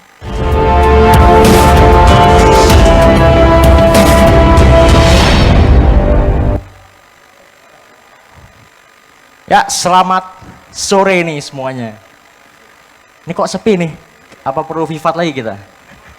Sebelumnya izin Bapak dari Direktur di ITS, Senior Leader di Telkom, izin untuk mempresentasikan sedikit perjalanan karir saya be a part of digital transformation di Telkom Indonesia. Ini sore-sore udah mau maghrib, biar lebih semangat mungkin kita bisa sedikit yel dikit lah ya. Semangat pagi! Vivat! Udah lama ya nggak Vivat, udah 4 tahun yang lalu, jadi kangen untuk Vivat. Oke, langsung aja sedikit cerita tentang gimana sih saya memulai karir di Telkom. Mungkin dari lulus setelah kuliah, kemudian bisa memulai karir di Telkom Indonesia. Lanjut. Gak lama mungkin sedikit penjelasan dari saya, nanti kita lebih banyak sharing session, Q&A aja, lebih ketanya jawab aja. Lanjut, sebelumnya perkenalkan nama saya Valdi Maulana Yontoro, biasa dipanggil Valdi, lulusan Teknik Industri ITS angkatan 2014. Mungkin ada teman-teman yang dari Teknik Industri di sini atau yang dari online. Dan mengawali karir saya di Telkom, saya sebagai Business Performance Planning and Analysis di Telkom Regional 1 di Medan dulu. Awal saya penempatan Telkom di Medan. Kemudian juga sempat ikut inovasi juga as a CEO dari salah satu produk inovasi Telkom, Inalis, sampai sekarang. Dan juga sebagai data scientist di Telkom Indonesia. Per akhir tahun lalu atau awal tahun ini baru. Jadi saya passionate lah ya di bidang data, business analis, kemudian juga as a inovator juga. Yang ya seneng lah ngulik-ngulik data. Sekarang ya ngulik data dan juga banyak hobi-hobi lain juga yang bisa disalurkan juga di Telkom Indonesia. Lanjut. Sedikit cerita dari tahun ke tahun, dari lulus di Teknik Industri ITS, kemudian di awal 2018 kemudian mendaftar GPTP Telkom, GPTP 7. Alhamdulillah habis wisuda langsung lolos, kemudian waktu itu ada OJT juga di Telkom, kemudian penempatan pertama di Medan. Jadi nggak langsung Jakarta ya, tapi ke Medan dulu, Business Planning and Performance di Telek 1 Sumatera. Kemudian menjadi inovator di Amuba, di Data Scientist, dan pengennya nih, kalau teman-teman mungkin punya cita-cita atau keinginan, pengennya juga bisa spesialis nih, jadi expert Data Scientist dan juga jadi C-level lah, seperti Mas Fajrin tadi ya, menjadi pemimpin di Telkom Indonesia juga. Nah nggak hanya kerjaan nih, di Telkom tadi udah banyak dijelasin Mas Fajrin juga, di Telkom banyak sekali mensupport karyawannya. Jadi misalnya kemarin ada turnamen e-sport di Telkom ya, karyawan Telkom bisa main Mobile Legends, tadi Pak Saiful Hidayat juga memberikan pialanya langsung. Jadi nggak cuma kerjaan doang, tapi hal-hal yang menyenangkan juga kita lalui di Telkom. Kemudian juga sering kita lakukan sharing session, jadi kita yang punya ilmu lebih daripada karyawan lain, kita sering melakukan sharing session. Kemudian kita juga bisa improve our skill, our competence di platform-platform yang dimiliki oleh Telkom. Dan juga yang pasti yang dipengenin milenial sekarang itu pastinya flexible working arrangement. Jadi sekarang Telkom itu udah bisa nentuin sendiri nih mau WFH atau enggak. Jadi ada jadwalnya, kita bisa tentukan kalau bisa WFH kita kerja di rumah ataupun kerja dari kantor. Dan tadi udah disampaikan Mas Fajrin juga tentang objective and key result. Jadi OKR atau KPI, kalau teman-teman tahu Key Performance Indicator itu di Telkom sudah diukur per masing-masing karyawan. Jadi karyawan udah tahu tanggung jawabnya masing-masing, apa yang harus diselesaikan, kapan, kemudian akan diukur sebagai nilai dari karyawan itu sendiri. Lanjut.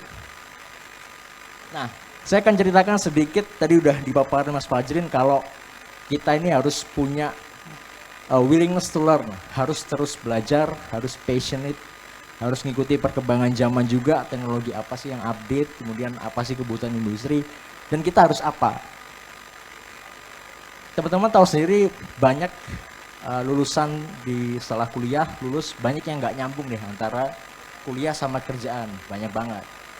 Tapi itu bukan menjadi batasan, karena kita sebagai mahasiswa terutama itu masih punya waktu banyak buat belajar. Contoh, ini setelah lulus saya di Teknik Industri UTS juga ikut organisasi juga, himpunan, jadi salah satu ketua panitia juga di salah satu event, ketua koordinator lab juga, yang akhirnya saya lulus mendapatkan skill-skill seperti body leadership, problem solving, analytical skills, business acumen, statistik, dan sebagainya. Start dari sini, inilah yang saya bawa ke pekerjaan di Telkom. Gimana sih yang saya tadi pengen jadi C-level ataupun expert, gimana caranya skill-skill ini terus saya develop biar bisa mencapai tujuan atau goal saya nantinya. Next. Nah, setelah lulus saya langsung masuk Telkom, itu saya juga harus ada UJT dan terjun lapangan nih. Terjun lapangan bukan hal yang buruk, malah meningkatin teamwork dan innovation skill saya, karena saya bisa ketemu dengan customer in the home langsung. Apa sih keluhannya customer, problem di lapangan itu seperti apa, bisa ditemui langsung ketika kita melakukan jualan langsung lah ke customer. Jadi kita bisa tahu problem itu lebih dekat, lebih dalam dengan customer. Dari contohnya di sini adalah IndiHome waktu itu, bantuin jualan IndiHome. Termasuk juga sempat ikut bagian Telkom yang support Asian Games di Palembang. Next. Oh ya, dan juga kenapa ada peta di sini? Maksudnya nih Telkom itu ada di seluruh Indonesia, di kota apapun, di mungkin kelurahan, kecamatan, pasti ada cabang Telkomnya tuh di situ, di seluruh Indonesia. Nah, kemudian saya beranjak dari Jaksel Palembang kemudian ke Medan di Telkom Regional 1 Sumatera sebagai Business Planning and Performance unitnya. Jadi sebagai business analis ya, mirip-mirip business analis. Jadi saya menganalisa KPI, kemudian membuat business plan, bikin presentasi. Kayak contohnya tadi Pak Mas Fajrin punya presentasi, saya juga yang nyiapin lah gampangnya, tapi buat yang di Sumatera. Sampai juga identify problem juga di Telkom Regional 1, nanti bisa kita rapatin lah antar unit. Misal gimana caranya menurunkan churn IndiHome misalnya, contoh. Nah, di sini kita juga tetap bisa berinovasi ya. Dimanapun kita kerja di Telkom tetap bisa berinovasi. Alhamdulillahnya waktu itu di Sumatera mendapatkan second best innovation waktu itu, yang akhirnya juga meningkatkan skill saya lagi. Jadi setelah tadi tahu di lapangan, kemudian meningkatkan skill saya lagi juga belajar hal-hal yang sama sekali di kuliah saya nggak pernah belajar. Misalnya terkait pengolahan data atau data engineer, belajar kayak kalau teman-teman tahu SQL dan sebagainya, baru saya tahu setelah di Telkom dan harus saya pelajari karena itulah kebutuhan industri. Jadi kayak saya harus ngikutin skill-skill yang dibutuhkan oleh Telkom tersebut. Next. Nah, tadi udah disampaikan Mbak Vidya, Telkom itu mensupport karyawannya buat bisa berinovasi, jadi bebas. Kita mau punya ide kreatif, memperbaiki proses bisnis Telkom, maupun kita punya ide-ide di luar itu yang bisa meningkatkan value bisnis dari Telkom itu sendiri. Nah, alhamdulillahnya waktu di Medan saya ikut kompetisi inovasi internal ya, namanya Hack Idea, dan akhirnya berhasil lolos ke nasional, akhirnya top 20 di Hack Idea. Namanya Amuba kalau yang kita kenal.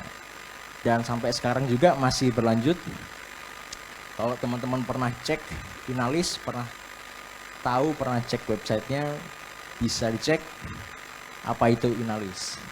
Jadi saya juga sebagai CEO lah, walaupun timnya nggak banyak, timnya kecil, nggak sampai belasan orang, tapi di sini saya jadi belajar gimana caranya bisa ngatur orang, leadership, manajemen, bahkan communication dengan petinggi-petinggi Telkom dan sebagainya.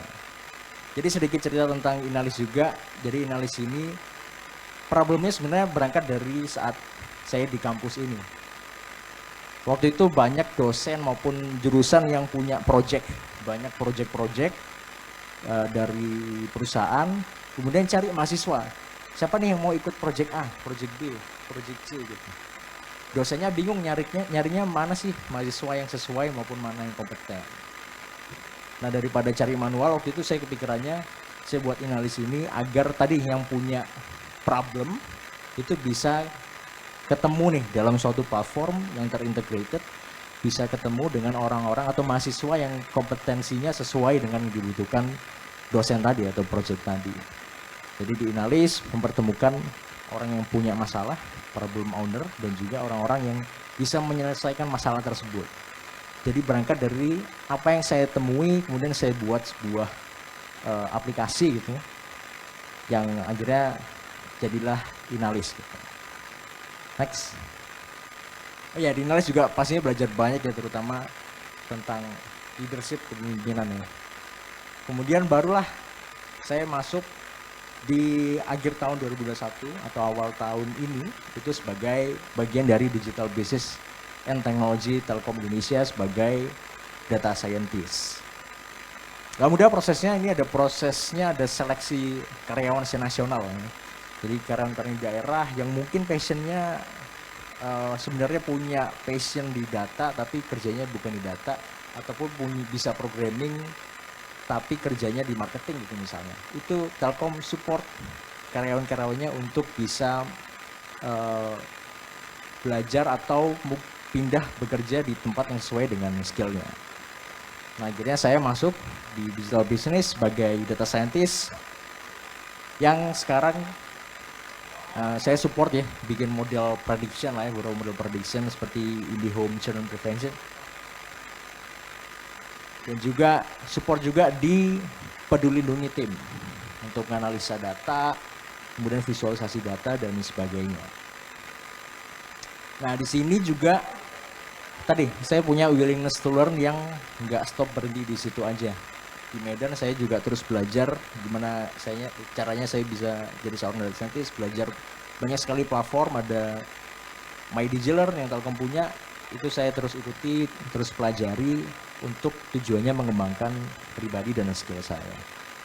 Nah, di data scientist saya akhirnya meningkatin lagi nih skill-skillnya, belajar lebih baik tentang machine learning, belajar lebih banyak tentang AI, yang waktu kuliah saya sama sekali ataupun sedikit lah ya, hanya tahu teori aja tapi nggak tahu prakteknya.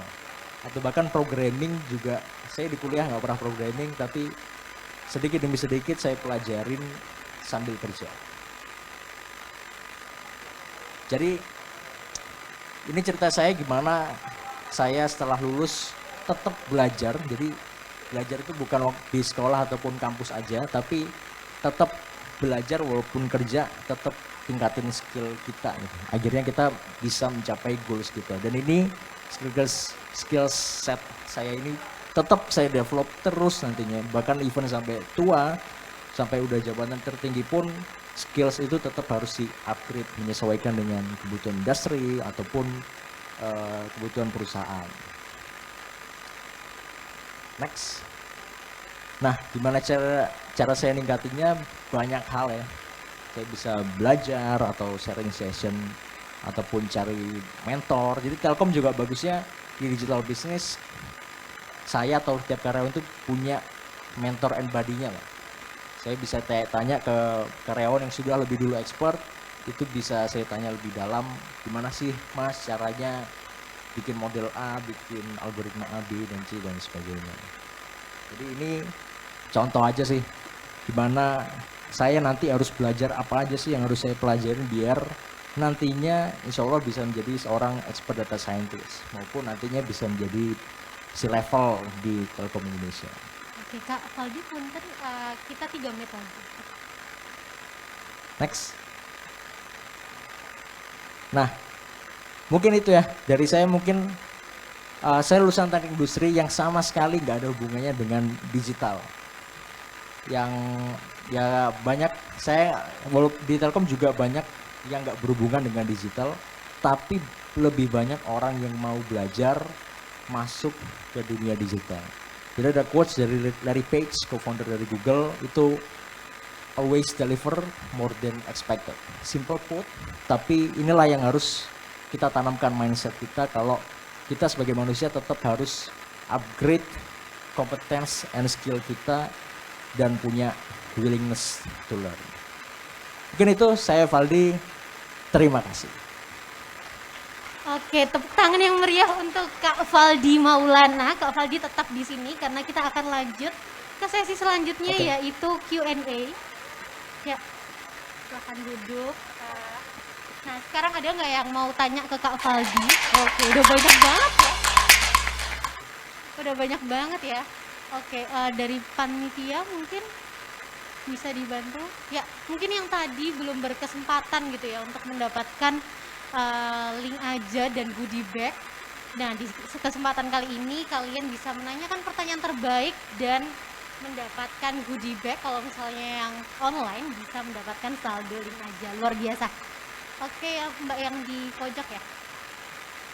Oke, silahkan. Bisa menginfokan untuk nama dan asal jurusannya ya. Halo Kak, aku Tiara dari Statistika. Aku kepo dengan perjalanan Kak Valdi dalam memulai karir, karena tadi basicnya kan kakak bukan dari yang data well known gitu tentang data ataupun pemodelan atau yang lainnya. Bagaimana Kak Valdi memulai karir tanpa ada seperti portofolio atau hal yang ditawarkan kepada perusahaan yaitu Telkom? Adakah tips and tricks agar kita bisa memulai karir dengan benar gitu. Mungkin itu dulu, terima kasih. Oke, terima kasih. Sebenarnya ini pertanyaan yang juga ada di benak saya. Terima kasih ya Mbak ya sudah menanyakan. Ya silakan Kak Valdi bisa dijawab. Ya, atau teman-teman kalau mau tanya Mbak Vidya boleh juga. Mbak Vidya lulusan sistem informasi di digital business juga nih karyawan. Mungkin nanti bisa tanya ke Mbak Vidya juga ya. Iya, nah, menjawab pertanyaan dari siapa tadi? Tiara. Jadi beda nih, saya lulusan teknik industri, Mbak Tiara lulusan statistik. Harusnya pekerjaan data scientist, pekerjaannya Mbak Tiara harusnya. Sesimpel itu ya harusnya. Nah, gimana sih saya bisa putar balik lah ya, atau U-turn dari yang harusnya bukan kerja seperti ini, harusnya lebih ke manajemen lah ya. Teknik industri itu lebih ke manajemen, tapi akhirnya bisa masuk ke data scientist. Itu yang pasti saya lihat lah ya, saya lihat kebutuhan kita nggak, sebagai manusia nggak bisa idealis. Kalau saya punya skill A, saya harus cari perusahaan yang bisa pakai saya nih. Kadang nggak bisa seperti itu. Kadang kita harus lihat perusahaan-perusahaan sekarang itu butuhnya apa, kemudian kedepannya itu juga future Telkom ataupun perusahaan-perusahaan lain itu butuhnya skill-skill seperti apa. Setelah saya cari tahu, ternyata bidang data itu sangat dibutuhkan, apalagi di Indonesia. Masih banyak gap skill maupun gap karyawan yang belum terisi nih di Indonesia. Hanya 40%-an aja yang terisi. Berarti ada 60% yang harus kita ini nih isi lah, yang bisa support menambah value buat perusahaan. Nah, caranya gimana? Tadi ya saya riset, kemudian ya mau nggak mau saya harus belajar. Sulit untuk belajar, apalagi belajar dari nol tentang programming.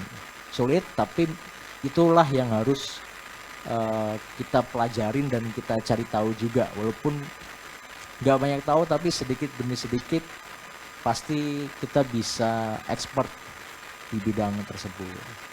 Makanya sampai sekarang saya juga walaupun dari data scientist tetap belajar terus. Programming juga ilmunya juga di data scientist terus upgrade, jadi saya juga harus ikut upgrade terus gitu sih.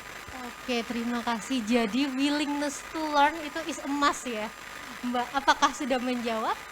Oke, mungkin kita akan lanjut ke yang ingin bertanya selanjutnya.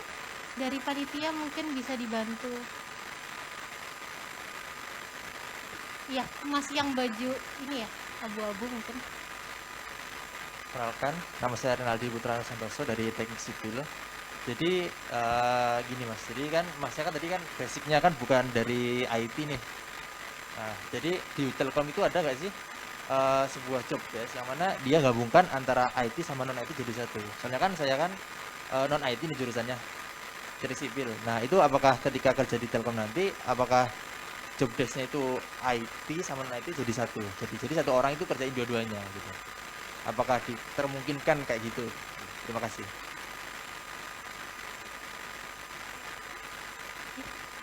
Oke, sebelum masuk pertanyaannya gini Mas, even di data scientist pun itu kita nggak melulu belajar tentang statistics and informatics, tapi juga tapi kita juga harus perlu tahu tentang business acumen, yang itu yang dipelajarin oleh teknik sipil, teknik mesin, teknik industri, teknik fisika dan segala macam. Banyak case yang ternyata kita butuh dua jurusan itu. Jadi ada anak informatika yang nggak terlalu ngerti bisnis, nggak terlalu ngerti misal mesin. Gimana caranya kita bisa memprediksi kapan mesin itu mati. Anak informatika jago banget bikin codingnya, tapi pernah belajar ke situ mungkin teknik mesin yang lebih jago. Nah, dua ilmu ini perlu di-combine. Gimana caranya informatika tadi bisa belajar teknik mesin juga mau nggak mau harus belajar informatika agar idenya tentang bisnis yang dia tahu itu bisa tersalurkan atau terimplementasi dalam sebuah tadi use case yang harus diselesaikan atau problem solving solution. Nah, antara IT dan role IT dan non IT itu apakah? Tadi nyambung ke Mas Fajrin juga, ada pertanyaan tadi, mending generalis atau spesialis. Misal saya sekarang udah di data scientist, berarti harus spesialis di data scientist. Tapi waktu saya di Medan kemarin, itu saya adalah sebagai seorang generalis. Jadi saya harus belajar atau mengetahui segala lini bisnis Telkom, produk-produk Telkom itu saya harus tahu. IndiHome, kemudian produk-produk atau WiFi ID, produk enterprise ataupun produk digital itu saya harus tahu semuanya, even hampir semuanya di Medan ya. Nah, tapi pekerjaan yang saya lalui itu tetap berkaitan dengan data. Misal saya di marketing IndiHome misalnya. Saya tetap harus menerapkan ilmu-ilmu data saya agar gimana sih saya jualan ini biar efektif nih. Habis ke rumah ini, ke rumah mana lagi nih, kira-kira berapa persen sih prediksinya saya bisa jualan ke orang A, berapa persen saya bisa jualan ke orang B. Itu tetap kita butuh skill IT. Jadi sekarang skill IT tetap harus dibutuhkan, walaupun kita sebenarnya bukan basicnya IT. Karena pekerjaan kita sehari-hari pun akan lebih efektif ataupun efisien ketika kita jauh lebih jago IT. Jadi waktu kita kesulitan ngolah data misalnya atau kesulitan ngolah data, ketika kita mau belajar IT, kita tinggal bikin program, enter, run, selesai, datanya jadi sebuah tabel, kemudian masuk ke PPT, selesai. Jadi pekerjaan IT itu bukan harus kita jadi seorang spesialis IT gitu, tapi IT tersebutlah yang bisa mensupport pekerjaan-pekerjaan kita nanti agar bisa lebih efektif dan efisien gitu. Oke, baik, terima kasih. Mungkin saya juga bisa tambahkan sedikit ya Mas ya. Untuk role IT dan non IT itu sebenarnya banyak ditemui dan banyak kita rasakan sebagai telkomers gitu. Tentunya apalagi untuk pekerjaan-pekerjaan administratif itu kan bisa kita kategorikan gitu ya Mas Faldi ya, sebagai pekerjaan non IT. Nah, administratif inilah yang kadang harus kita pelajari juga gitu. Dan juga mungkin kayak seperti saya saat ini, saya role-nya juga sebenarnya ada IT-nya, tetapi untuk soft skill kayak MC gitu itu tidak menutup kemungkinan gitu akan dilakukan. Mungkin seperti itu, apakah menjawab, Mas? Oke, terima kasih. Nah, ini apakah boleh ada pertanyaan satu lagi? Yang mana, Mbak Maya? Oke, bisa dibantu oleh panitia? Oke, silahkan. Assalamualaikum Kak Valdi. Waalaikumsalam. Oke, saya bertanya, perkenalkan nama saya Musa Alfarid dari jurusan Sistem Informasi di sama-sama Sistem Informasi ya. Oke, saya masih semester 4 dan di kampus ITAT. Saya bertanya tentang Kak Valdi sebagai CEO Inalis, bagaimana cara Kak Valdi ngebonding tim dengan tim yang mungkin kurang dari belasan ya? Oke, itu aja sih pertanyaan saya. Terima kasih. Assalamualaikum warahmatullahi wabarakatuh. Waalaikumsalam warahmatullahi wabarakatuh. Silahkan. Pertanyaannya simpel tapi paling sulit nih ya. Gimana caranya ke bonding tim? Ya kebetulan saya juga bukan ngurus ya, handle sebuah produk inovasinya Telkom yang tadi melalui proses kompetisi lah ya, kemudian akhirnya bisa jadi sebuah produk inovasi.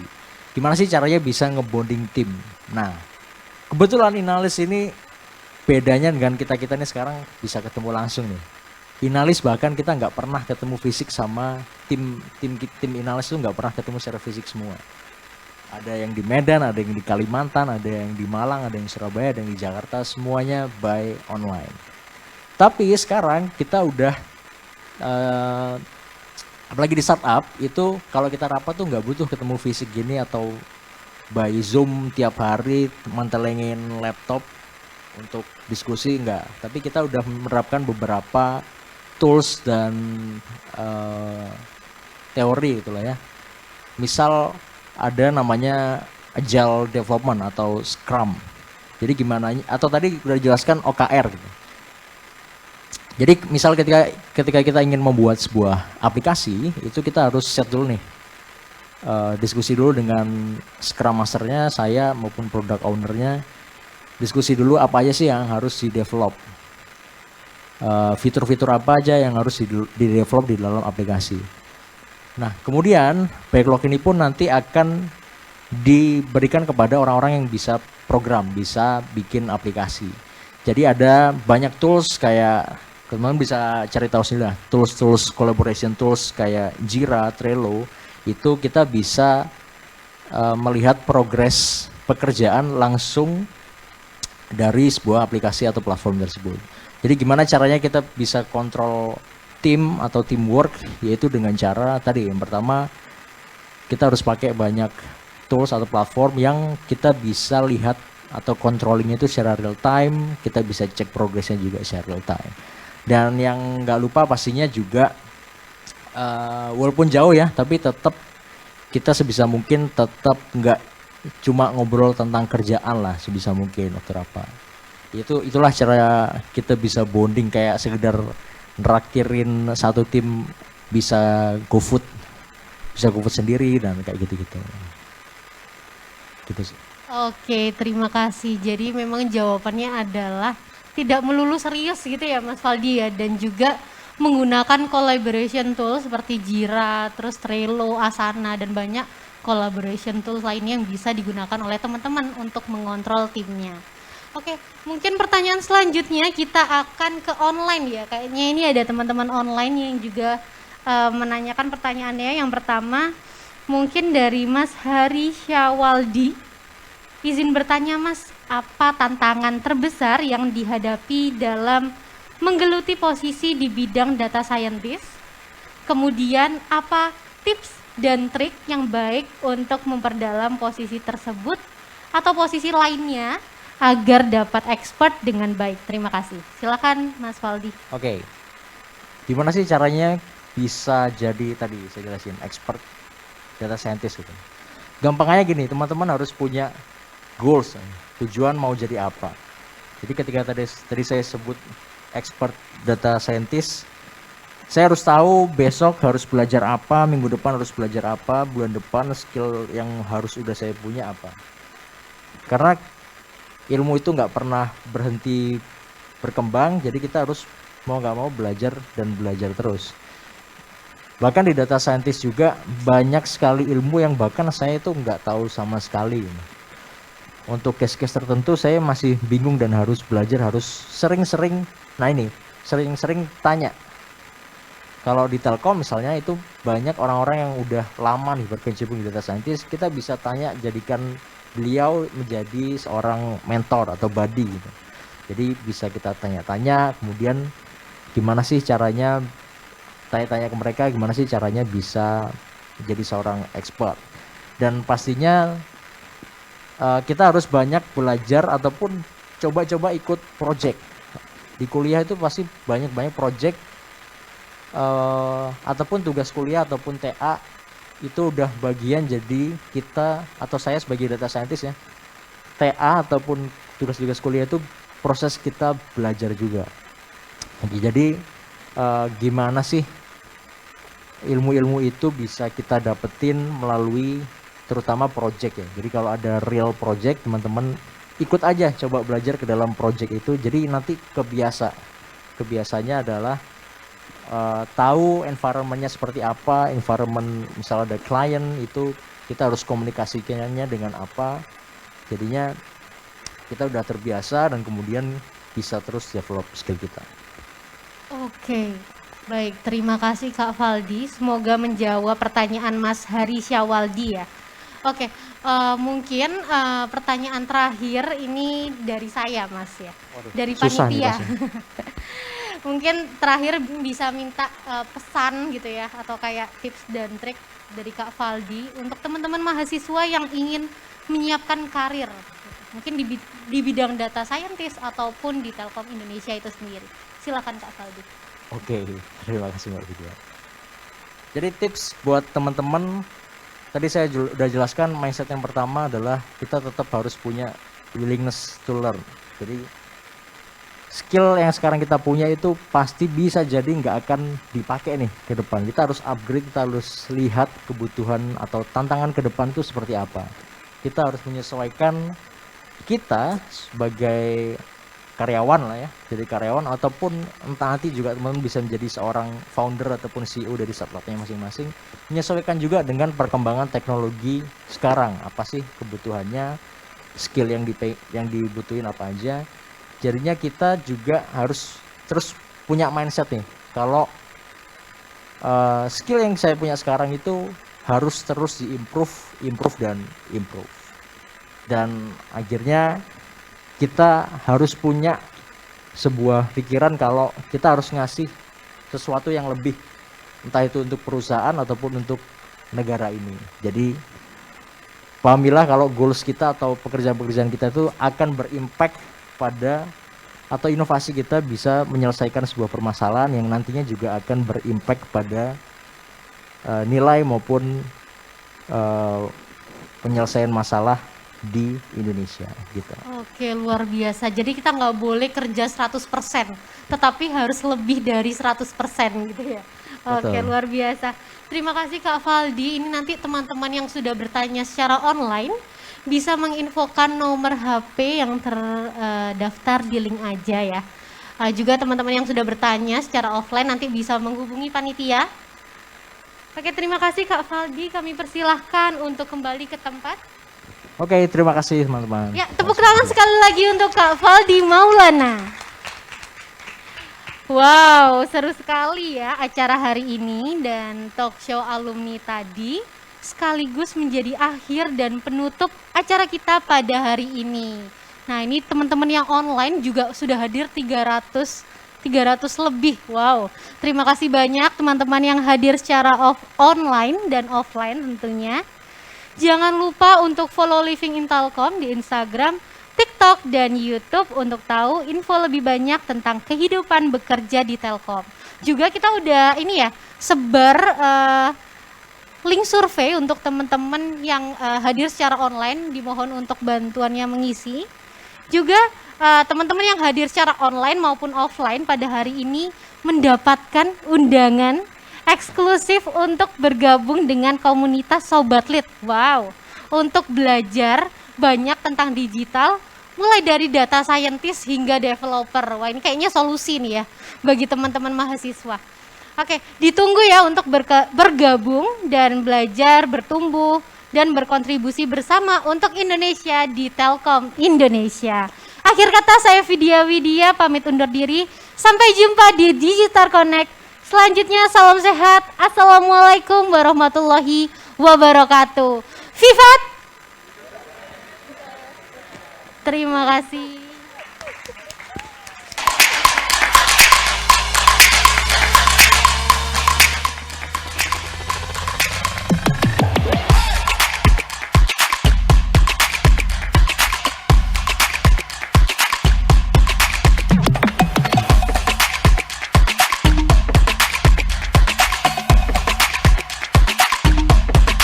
Teman-teman yang sudah bertanya dimohon untuk kesini terlebih dahulu, dan jangan khawatir teman-teman yang lainnya bisa mengambil goodie bag di luar ya. Oke, ada goodie bag di luar, jadi jangan langsung pulang, kita sudah mempersiapkan goodie